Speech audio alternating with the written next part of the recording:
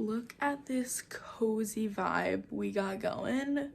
We got the books, the coffee, the candles. Anyway. Okay.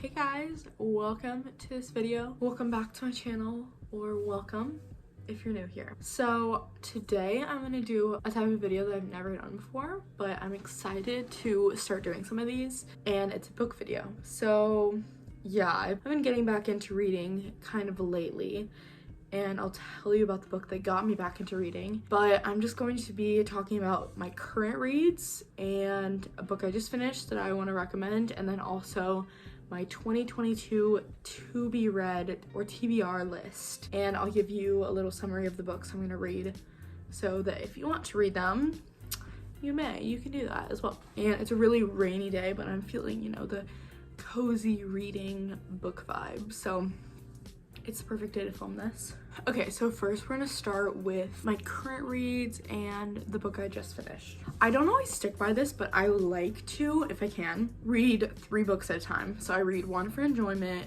one for like self-help / like learning, more like learny type book, and then one as a Christian book. So I am first up reading for my fun book, Beach Read. So I just started this recently and I'll read the back. It's pretty good so far, but I'm not very far. Oh, okay. Also, look how cute this bookmark is. I love it. It's like a little fun abstract cat. Okay, but let me read the summary. Augustus Everett is an acclaimed author of literary fiction. January Andrews writes best-selling romance. When she pens A Happily Ever After, he kills off his entire cast. They're polar opposites.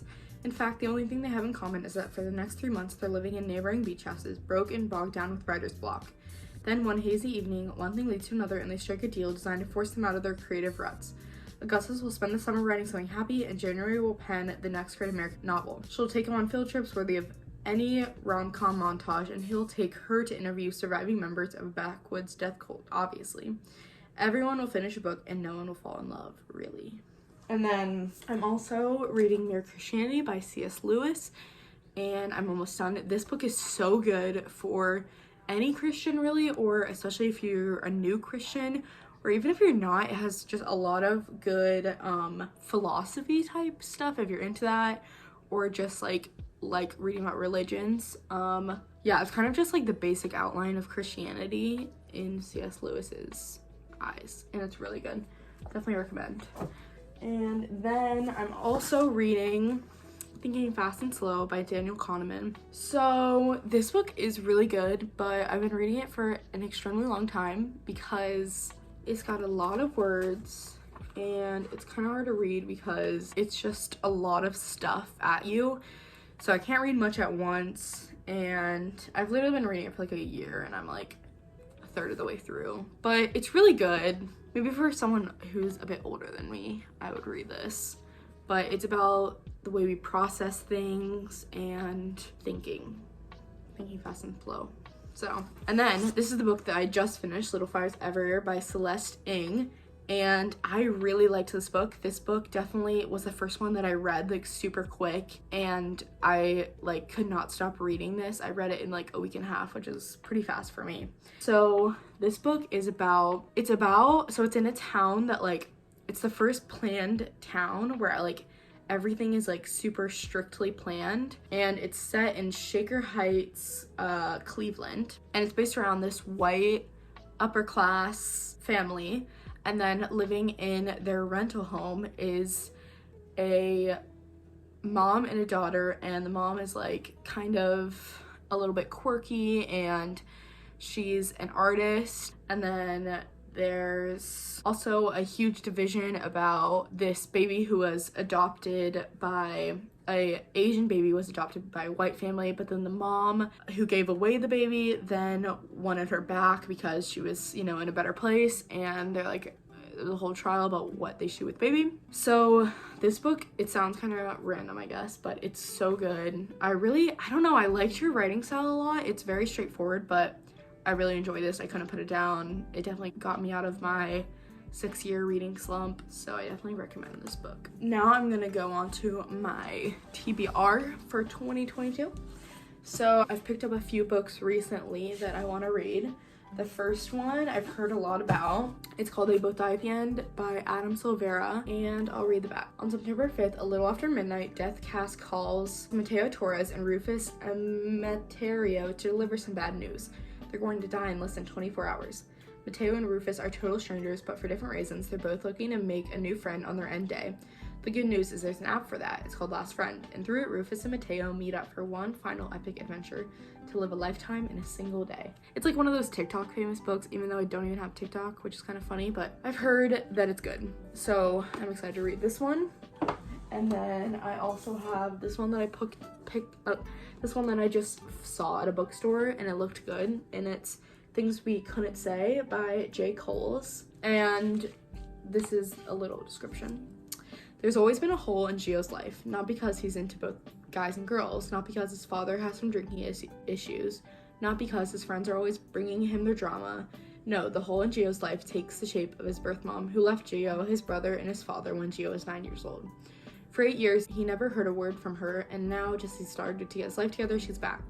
It's hard for Gio to know what to do next. Can he forgive her like she wants, or should he tell her she lost her chance to be in his life? Complicating things further, Gio started to hang out with David, a new guy on the basketball team. Are they friends? More than friends? At first, Gio's not sure, especially because he's not sure what he wants from anyone right now. There are no easy answers to love, whether it's family love or friend love or romantic love. And Things We Couldn't Say, J. Cole's acclaimed author of Charlotte Johnson was here, shows a guy trying to navigate love in all its ambiguity, hoping that at the other end, he'll be able to figure out who he is and who he should be.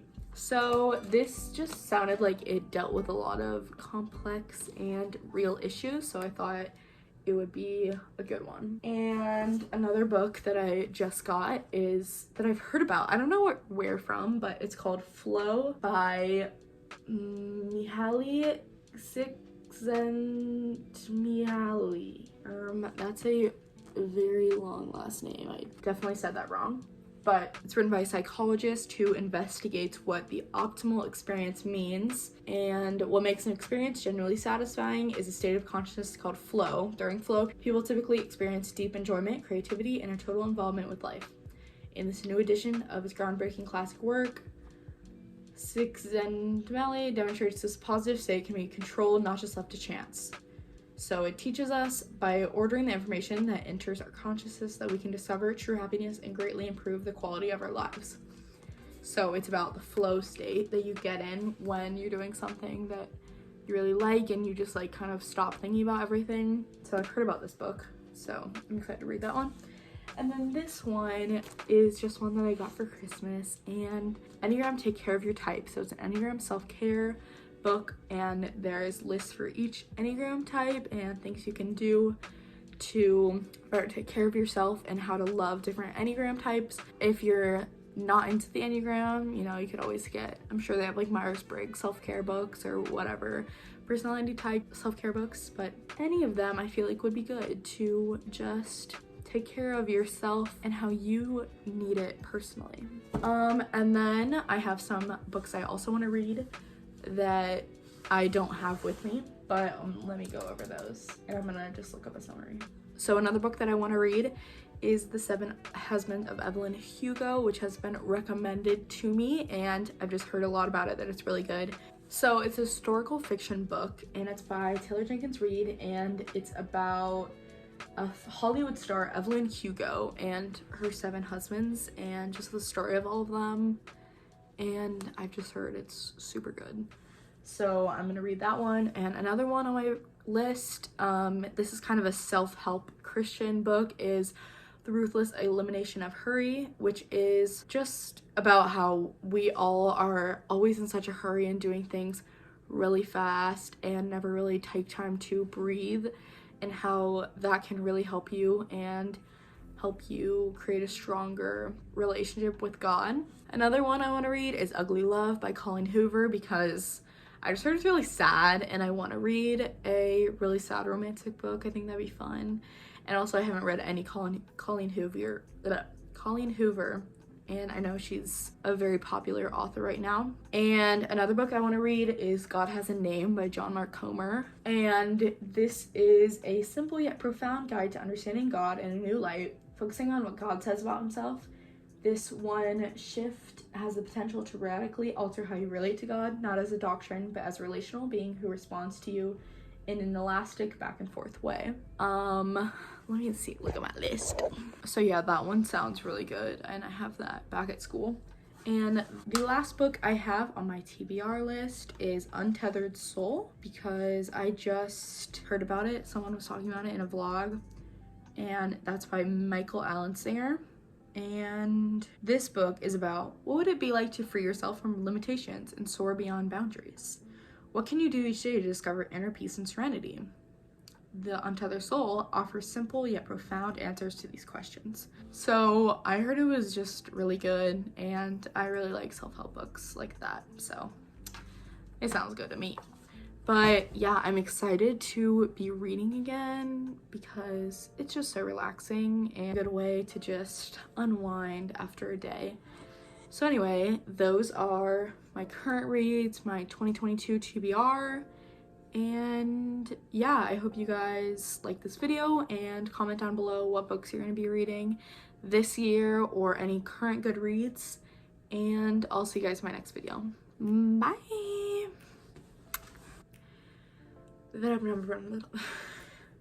Another one I run